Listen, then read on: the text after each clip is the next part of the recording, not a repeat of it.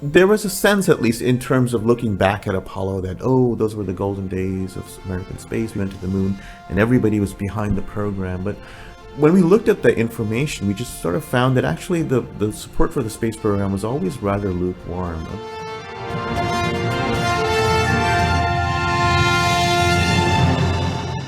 Hello, and welcome to Footnoting History. My name is Nathan. Space is a topic that, it seems, is often in the news these days, and in June of this year, the National Research Council's Committee on Human Spaceflight, following 2 years of meetings and deliberations, issued its official report entitled Pathways to Exploration, Rationales and Approaches for a U.S. Program of Human Space Exploration. The report looks at the long-term goals of the U.S. space program, particularly with an eye towards an eventual mission to Mars, and makes recommendations for the future of the Human Spaceflight program, its rationales, and its priorities. Dr. Asif Siddiqi is a professor of history at Fordham University, and he served as the single historian on the committee. He is the author of numerous books and articles on the history of space programs and the history of science and technology. His most recent book, The Red Rocket's Glare, Spaceflight and the Soviet Imagination, 1857 to 1957, was the recipient of the Eugene M. Astronautical Literature Award from the American Astronautical Society. He has just finished a year-long tenure as the Charles Lindbergh Chair in Aerospace History at the Smithsonian's National Air and Space Museum in Washington, D.C. Earlier this week, I spoke with Dr. Siddiqi at Fordham's Lincoln Center campus about his role as the historian on the committee, the history of the U.S. space program, and the role of historians in creating and advising on public policy matters. Well, welcome to the podcast, Asif. Oh, it's my pleasure to be here. So, first of all, can you tell me a little bit about the committee, Right. And sort of what its goals are and how it came to be, Well, around 2010, Congress, or some people in Congress, basically decided that it was time to revisit the kind of state of the space program in the United States. And an act was passed basically requesting the National Academy of Science to establish a committee to basically assess the state of the United States space program, particularly its human spaceflight program, so manned spaceflight. And so the committee was formed at that time, and I was invited to be on that committee. And we had about 14, 15 members. But it basically worked on the auspices of the National Academy of Science. And so we worked for 2 years, and then we finished our report, and we just delivered it to a bunch of people. Back in June. Yes. Yeah. And what was the goal of the project? Well, the goal was firstly to assess where we are. There were a lot of things going on in the history of American spaceflight, so the current state too. The shuttle program had just ended, and there was a sense that things were adrift, and certainly in the public. And there was a sense that we didn't really have any grand objectives anymore. For example, something like going back to the moon or going to Mars and so on, these kinds of things. So one of the objectives was to not only to assess where we are, but to see where we can go in the future. And so we had a lot of input. We talked to a lot of people, and we came up with some conclusions, or drew some conclusions about both where we are and where we might go in the future. And I remember some of the findings of the committee. One of its primary findings is that there's simply not enough money being spent on the space program. Yeah. In terms of what the committee's sort of propositions were for involving the public and creating more public discourse vis-a-vis the space program, what was the finding there? Well, then this is where the history part comes in, I think. And it requires some reflection on the history of American spaceflight.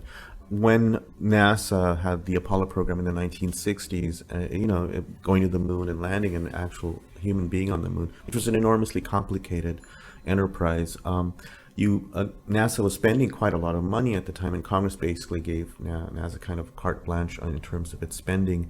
And they spent like $25 billion in one decade, which is roughly about over $100 billion in today's dollars. Right. So there was a sense, at least in terms of looking back at Apollo, that, oh, those were the golden days of American space. We went to the moon and everybody was behind the program. But when we looked at the information, we just sort of found that actually the support for the space program was always rather lukewarm. I mean, not necessarily negative, but what we called a soft positive. So there was always support, but not enthusiastic, at least in terms of the broad public. And that level of support has actually remained pretty static across 40, 50 years. And that's how people generally seem to feel today. And we ran some studies actually in terms of polls and things like that. So, but there is a sense that people don't really think too much about space.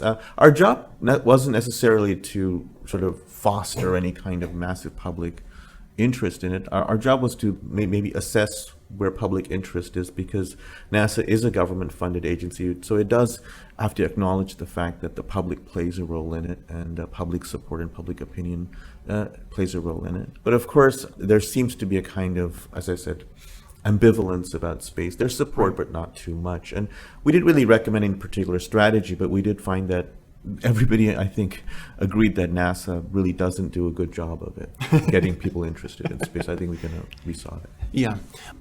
In terms, though, of then, if public discourse is not playing that much, public cry of we must go to space, if that isn't playing as big of a role because there isn't that level of public discourse, what then is sort of the history of the motivation for going to space? I mean, why do in the 1950s did we suddenly decide, okay, now it is time for us to go to space? Had we reached a certain technological level? Was it, the aspirational, it is there?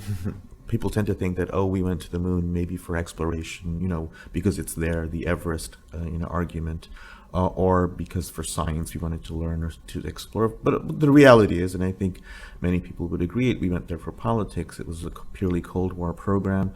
President Kennedy, comes into office in 1961. He's, sort of suffering from some self-confidence in terms of asserting American power. So we have to go to the moon. It's a bit more complicated. I'm simplifying, but generally that's how it sort of begins. And we have to beat the Russians. We have to beat those damn commies. And so we end up spending a lot of money to do that. That was the original motivation for our human spaceflight program. Now there were other things. But why space? Yeah, as opposed to something to something else. Right. I think in that because the challenge had been laid down by the Soviets in the late 50s with Sputnik in 1957. They sort of opened the door and said, "Look, we can do this in space, and you can't." It was sort of a kind of teaser, and they kept on teasing us for a few years about, we can. They had so many extraordinary firsts in space, and there's first man in space, first man in space, first probe to the moon, first woman in space, first multi-man crew. I mean, it's just you can make a whole list of these things, and so there was a kind of sense of public embarrassment, I think, and so space became this kind of arena, this vehicle to assert national power. I mean, of course, you're right, it didn't have to be space, but I think the gauntlet, the challenge had been laid down by the Soviets. Space became that kind of arena of discourse. Was there something specific that motivated the Soviets to go into space? I think, and I've written about this, is the Soviets or Russian culture in general had a very deep engagement with cosmic ideas that date back to the 19th century. And a lot of them really nutty and crazy. But, there was, by the mid-20th century, by the 50s, there was a widespread acknowledgement and awareness that space was going to happen, something was going to happen in space. Unlike many other countries, there was that kind of awareness. So in some sense, I'm not actually surprised that the Soviets were in space first, because they had this kind of deep cultural sense of destiny. We're going to go out into space, and Westerners, I don't think, have a really understanding of that, because it's so bizarre and weird to have that in a culture, but they did have it. Not all of it is what we would call scientific. It's more mystical and spiritual, and in a way that I guess didn't exist in the United States. I think there was a more sort of rationalist response. Not that people weren't interested in space in America, and certainly they were. There's a lot of science fiction in the 20s and 30s, for example, but it wasn't combined with sort of what I would call a millenarianism. It was like space was going to fundamentally transform our lives. It wasn't just exploration and kind of fun and cool. It was going to really change us, and so that kind of thinking was quite prevalent in Russian culture, and along with many other wild and wacky stuff. I mean, especially when the Bolsheviks take over in 1917, there's like an unleashing of weird utopian thought, and a lot of it is really crazy. A guy named Richard Stites has actually written a wonderful book called Revolutionary Dreams about all the crazy stuff that comes out in Russia in the 1920s in terms of just crazy ideas about how to remake society, and space was one of those ways. Why do you think that never? Because the United States, I mean, we did have our fair share of sort of nutty pseudoscience Sure. as well. Yeah. That does happen about the same time Right. in the late 19th and early 20th centuries. Yeah. I mean, had that trend disappeared from Russian science in the same way that it disappeared from U.S. science in the period? I think that the trend in sort of American utopian thought, I mean, it sort of combined with all the really fantastic advances in science and technology around the turn of the century. Right. But American, sort of the, if I may say, the American cult of science and technology was really about things like, the Ford motor car or something like that, which was supposed to sort of manifest in real life, like the telephone or radio or TV. Not that these things weren't also admired in Russia, but I think there was a kind of, I'm generalizing here, but a kind of a rationalist economic kind of rationale built in, a free market response, if you will, like innovation and invention, these kinds of things, rather than spiritual and mystical. So. Well, okay, so once we are in space, Yeah. both on the Russian side and on the U.S. side, and it's Cold War, we have the space race. Yeah. How long does that motivation last? Does it last for the entirety of the Cold War? Does it end once we land on the moon? Yeah. Because the Russians, I mean, no one else to this day has, the Chinese, I think there's rumors that the Chinese may soon be on the moon. Yes, that's but true. The joke is that by the time we get there, there'll be a Chinese restaurant. But the commitment, the political commitment to the space race doesn't last beyond the moon landing, which is 1969. Neil Armstrong, sets foot on the moon, Right. and very soon, public and Congress lose interest in this. So, in fact, Congress was already reducing its funding, and so everything else has been sort of like muddled kind of thought about why we should go to space, because the key political motivation was gone. So all the hand-wringing for the next subsequent 40, 50 years has been, why should we go to space? Now, there are some practical reasons why we should have a space program, such as communication satellites, weather satellites, and TV and mobile phones, and all these other practical things. But they're not that expensive, and they're not that sexy. The real question is, why should we send people into space? I mean, there's really nothing for us to do there in terms of practical reasons. So, and that's the question, unless you have a political thing, we're going to beat the Russians. So in the 70s, 80s, and 90s, people basically were constantly having to justify having to send people into space. And that's where we got, by 2012, we had a sort of modest program, the shuttle, and then we got involved in this International Space Station project, which is quite a huge project. It hasn't been anything quite as amazing as Apollo in terms of excitement. So something that will generate public interest. Not at all. Do you think that, looking back over the history of the space program, how important is public discourse and public engagement? Because particularly today, we're at sort of this crossroads, I think, in the entirety of the way that that government functions. Because with things like social media and, I hate to say the internet, because the internet's been around for decades now, but, it was under, I can't remember if it was the late Bush White House or actually with the Obama White House that we start the idea that, if you get so many 100,000 signatures to a petition on whitehouse.gov, that the White House will issue some sort of official response, something like that. So we're using the sort of modern social media connections to interact with the public on a large scale.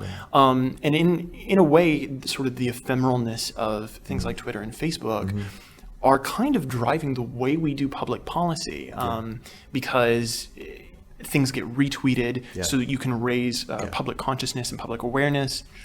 But whenever you think about, should we go into space? Well, it's cool. Also, there are a plethora of scientific reasons for us to go into space. There are some perhaps even ethical reasons for us to go into space, which I feel like the public discourse on that is about to really hit once Christopher Nolan's Interstellar premieres this fall. Very exciting. Just because, it's the latest take on this whole thing of something that Stephen Hawking once said, which is, we have to, I'm paraphrasing here, but basically we have to go into space in order to prevent the human race from going extinct. Because if we just stay on one planet, we run the risk of putting all of our eggs in one basket. And if, we climate change ourselves into disaster, or we now with nuclear weapons have the capability to destroy ourselves, we have to get off this planet if we're going to survive as a species. which is kind of the premise of this movie. So I think that the public discourse with regards to the utility of space is maybe moving in that direction. Yeah. But what then is sort of the role of public discourse? I think, one of the things we did actually study very carefully, what is the role of public discourse and public opinion? You mentioned social media, and we also looked at that too as what is it, what kind of role does it play? And a couple of members of our committee actually looked into that. And for better or for worse, social media plays a role in articulating and shaping public opinion about important things. And but I have to say that, social media is like, there's the signal to noise ratio is always tilted towards noise, because you have a lot of opinions, and a lot of them, and again, I don't mean to sound elitist by saying this since I'm an academic, but a lot of it is uninformed, especially about policies that require some maybe some advanced knowledge, especially the sciences. So space has everybody has an opinion about space, but not many people really know exactly what's going on. So for better or for worse, NASA has to acknowledge both the signal and the noise. And so, but I think you're right that, popular cultural things like the movie Interstellar or the movie Gravity, for example, they do shape the way people understand space, and what people think do matter, especially if it's a public enterprise, not like a private enterprise. So, these things are important, and I think to the topic that you particularly addressed about the rationale for going into space, rationales are often shaped by these kinds of public discussions on social media or whatever, and by popular culture. We actually looked at that as one of the rationales for why we should send people out into space, because to sort of prevent the extinction of the human species. Now, when you talk in those kinds of terms, you're talking to Congress or something, that's like an abstract thing. Congress is really dealing, and Congress is usually dealing with things that are happening tomorrow, usually. And it's also to the public, where people are trying to live their daily lives. These kinds of things are abstractions. What do you mean save the human, sort of save humanity? I'm trying to deal with my job, my kids, my family, et cetera, et cetera. So there is kind of, I think space advocates face a lot of challenges in trying to convince people why we should do this. And especially if you make an argument about, we're going to save humanity, it's an abstraction, right? Unless an asteroid is heading directly towards your house, you're really not going to care. Well, then you have an Armageddon situation. Exactly. Right? Another movie can be summoned to support your argument. Well, and I wonder, I mean, this is completely off the top of my head, but I'm wondering if that's part of the reason why that doesn't necessarily work in America is that our national spirit is so highly individualistic. I mean, we live in the rags to riches, bootstrap yourself to success society. And, there's a certain amount of discourse about freedom and liberty and, my freedom and my liberty, and you're impinging on that. If I'm wondering if part of the negative consequence of that is that we have a hard time as a country or as a people of thinking in terms of altruistically, or in thinking in terms of long-term, what is going to benefit not just our country, but the entire human race. Right. Yeah, I think that plays into that argument. I think it also plays into a kind of what I would consider kind of an animus towards big government or NASA, because it plays into this kind of individualistic, pro-corporate kind of message. You see this especially now if you follow the sort of a discussion on space online. There's all these message boards.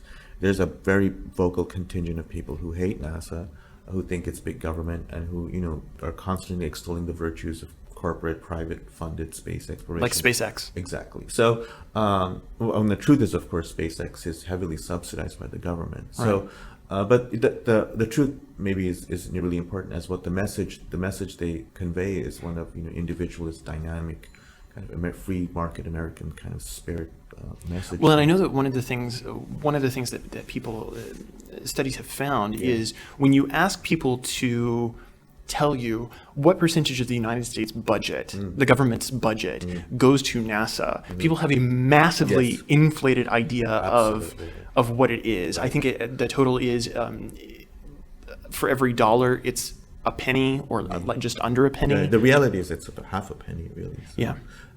But you ask somebody, it's like, wow, it must be like a quarter of the budget or something. Well, because whenever we send up a telescope, it's a $3 billion telescope, right. and they think $3 billion is a lot of money. Right.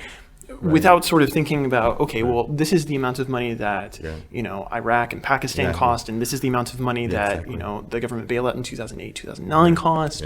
Yeah, if you consider, for example, the NASA budget now, which is I think roughly $18 billion a year, and consider the annual defense budget, which is I think approximately $1 trillion. So, I mean, you are talking about an enormous difference in spending, and also many other civilian investments. It's not that NASA doesn't spend a lot of money, but comparatively doesn't spend that much actually in terms of all the federal investments. Yeah. Right.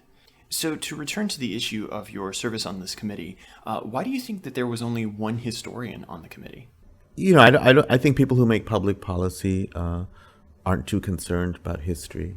And so I actually think it's amazing that they even had one historian on the committee, because the fact that somebody somewhere thought history was important. We, as historians, understand that history is important, although some of us maybe have trouble explaining why. But we understand it sort of intrinsically. But yeah, I think one was, to me, quite a surprise. I would be surprised if there was more than one. Having said that, we did have other social scientists. There was a sociologist, at least one or two, and political scientists and so forth. So there were other people who may be closer to history than, say, closer to physics or something, yeah. So what then was your sort of overall contribution to the report, not just the historical section at the beginning, but I mean, what do you bring to the table and to the final product as a historian? This is hard to articulate, because so much of what we contributed sort of was difficult to disentangle, because we had many, many discussions, and throughout 2 years we met many times. And so the stuff that got abstracted down into the text was often written by multiple people, so it's very hard to really disentangle. But I think one of the things that I brought to the table was a general kind of understanding of the importance of the history of the American space program, and in fact, all space programs, because one of the things that's so important to understand is the way in which Apollo itself, it looms over everything we do in space, and probably will for the near future. Oh, we had Apollo, we went to the moon, and we can't do anything like that. My question to the committee was, sort of more like, why? Why is this such a benchmark? And so I think one of the things that we had to sort of disentangle was the myth of Apollo, that everybody supported it, for example. A historian can bring to the table that, look, you look at the poll numbers, actually there was kind of lukewarm support for Apollo. The other is the issue of Apollo as a great enterprise of exploration or science. No, it was a political kind of stunt, really. And third, I think, in the sense that Apollo is kind of, it was an anomaly. I mean, this is not the normal way to run a space program. You don't suddenly throw $100 billion at something and try to fix it. Well, it's not the normal way to run any kind of program at all. At all, any program, really. So a crash program is really not the way to run a program. $25 billion in 1960s dollars was a lot of money. So I think that maybe those are the lessons a historian can bring to the table, that whatever we choose to do in the future, which was one of our charges, was to determine that, we shouldn't do that. We shouldn't do what we tried to do in Apollo. We can try and do other things that are maybe as impressive, but not in such a crazy, frenetic way. So those are some examples of the ways in which I could inform the discussions. Well, that kind of brings me to the final thing I want to talk about, which is the place of historians in the forum of public policy. And you've already alluded to some of that in terms of the things that you brought to the table in serving on this primarily science-based committee. Yeah. In thinking about the role of historians then in developing public policy, two things that I've always felt are one, that as a historian, I've always felt somewhat confined or condemned to forever be the observer rather than the participant, because I know that there are always many actors, some of which are known and some of which will not be known for decades. And as a historian, I feel like to some degree, it almost clouds my objectivity to have an opinion about public policy. I mean, I do have those opinions, but I always feel a little odd participating in my own democracy, just because of the nature of the historical enterprise. But more importantly, number two, history to me is always always pluralistic and a little bit liberalizing, because in order to do quote unquote good history, you have to think outside of your own mental box to begin to understand, even if you don't give assent to the period or the subject that you're studying. But I'm interested to know what you think the role is for historians in the public sphere, as someone who has just served as both a chair at the National Air and Space Museum and as someone who's just served on a governmental committee. I think that this is a complicated issue. I think we reflexively understand that historians are important, especially being historians. We understand that, but it's harder to say exactly how we might be able to shape public policy, which public policy is essentially geared towards the future. And an example I can give is that, going back to your comment about a good history is essentially engenders a kind of pluralistic perspective among the person who's doing it. When we were beginning work on our committee, there was one member who, was thinking that Apollo was a time of great public support and enthusiasm for the national space program in the U.S. But was surprised to discover that, in fact, there was kind of lukewarm support for Apollo. That's a kind of an example of a way in which we have a national narrative about some event that it's just beaten into us, and a historian can come and say that no, this is actually much. A simple, simplistic version. It's much more complicated, and often the reverse of what you may have thought. And these are the kinds of things I think historians can inform public policy, because if we shape public policy by depending on these kinds of very simplistic notions of what happened, often we end up in articulating future policies that are just as sort of unsophisticated and not thought over. So I think that's one of the ways in which I think history makes our understanding of our very sort of existence much more complicated. It's things are much more complicated than we really think they are. And so and that's a mantra that we repeat all the time as historians. This is not as simple as you're making it out to be. I don't know. I mean, I concur with that. Yeah. It still feels confining for our role to be that of the doubting Thomas. Yeah. Well, I think you're right. I mean, it's not just a way to shed doubt on something, but it's also a way to sort of establish the idea of precedent, by which I mean that often people will shape public policy and think that's the first time they're doing something. An historian can come to the table and say, look, this has actually happened before. For example, if you think about something like Apollo, massive spending, national federal program, you think, wow, that may have been the first time we ever tried something like that. Well, of course, it's not true.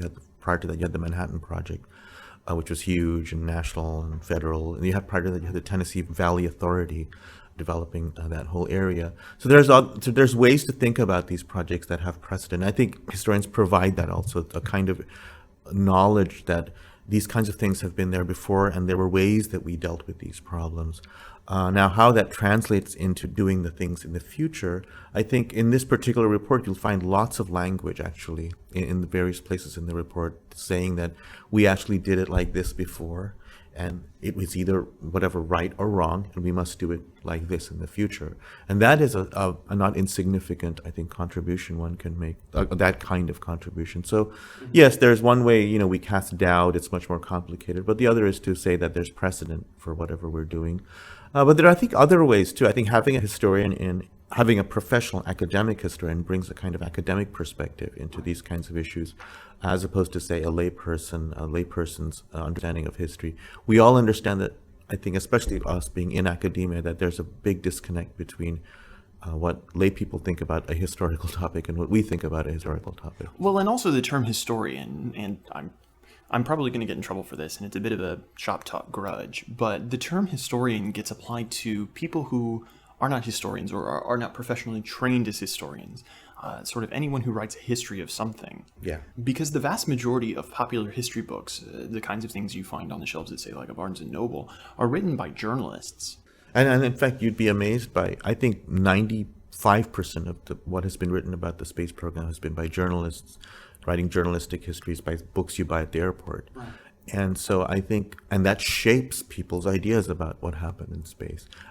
Just as in any other topic, I imagine, as a historian of the Middle Ages, you're probably frustrated by what's popularly written about the Middle Ages. And so, but you... It's all about the Templars. Right, exactly.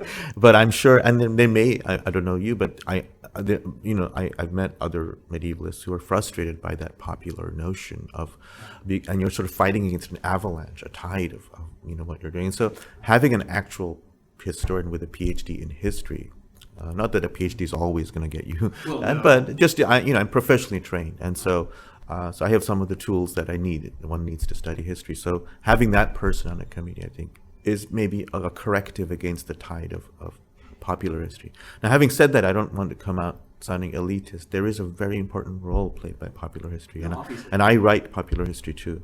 And I've published stuff in that venue. So it has a role. It's just that I think one needs to be careful about how to evaluate what's written popularly, whereas academic history is generally sort of evaluated. Then we have a system of how to evaluate, and we have a peer review system, et cetera, right, that I think has a more sort of effective way to, keep up a certain standard. Well, and to talk for a moment about this issue of popular versus sort of academic, within the discipline, there is sometimes this dichotomy between popular and academic history. I mean, a false dichotomy, I think, where people who write popular history are often looked down on. I don't know of an instance personally where, say, someone didn't get tenure for writing popular history, but who knows? And I do think that professional historians should write more popular history. We need to engage with that forum. But in terms of this report, do you think that you wrote more of a popular history or an academic history here, given what the committee was trying to do and sort of the objectives and the venue of the committee? Yeah, that's a tough question. I think it's a little bit of both. I think we have all the structure and apparatus of academic work. It has all the footnotes and all the primary sources and whatnot. But I think in a way it's also meant to speak to a larger audience. Academic history and academic historians such as myself, when I write a journal article or write a scholarly book, I'm essentially speaking to my colleagues and peers within the historical discipline. So I'm speaking to such issues as historiography and where it fits in the literature, the arguments, and the history of the debate of the topic. Yeah, exactly. So those kinds of things aren't necessarily important in a report like this or in popular history. No one wants to pick up a book in an airport and start reading about, arcane historical argument about some esoteric topic. So I think in that sense, this is somewhere in the middle. But I think they did want a professional sort of academic perspective on this. They didn't want the guy who wrote a book on Apollo on the side, and so but there are hundreds of these books, right? But I felt it very keenly working on this committee, that kind of disconnect between popular and academic history. I mean, certainly it's not a problem that we only face in history. It's very present in the sciences as well, because the vast majority of people can't pick up a scientific journal and understand it. So you have people like Brian Greene writing Elegant Universe and trying to make it accessible to a public audience. But the realm of popular history, and I know I condemn the dichotomy and now I'm using it, but particularly for someone like me as a medievalist, that's how we engage with the public. I will likely never be asked to serve on a government committee here in the United States. But you may shape some sort of policy somewhere. I mean, it's true that as we go back further in time, it's less this sort of obvious role for historians to shape public policy. But I think there are all sorts of ways. And for example, you could sit on a committee to determine the future of the Library of Congress. I mean, there's other things that I think historians... Shaping education policy. Yeah, absolutely. So, and what we bring as historians to the table is a set of tools and skills more than anything else, So, not just our particular arcane dissertation topic. So I think, in that sense, I do think it's a very big positive to have history people on committees or bodies that are determining some contemporary issue. Because our tools and our skills are actually very relevant for many different... Right. I'm a historian first and then a medieval historian second. Exactly. That's the way I like to think of myself. All right. Well, thank you for coming on the show, Asif. It's been a pleasure. Thank you, Nathan. It was glad to talk. This has been Footnoting History. If you like the podcast, be sure to visit our website, footnotinghistory.com, where you can find links to further reading suggestions related to this week's episode, as well as a calendar of upcoming podcasts. You can also like us on Facebook and follow us on Twitter at History Footnote. Until next time, remember, the best stories are always in the footnotes. See you next week.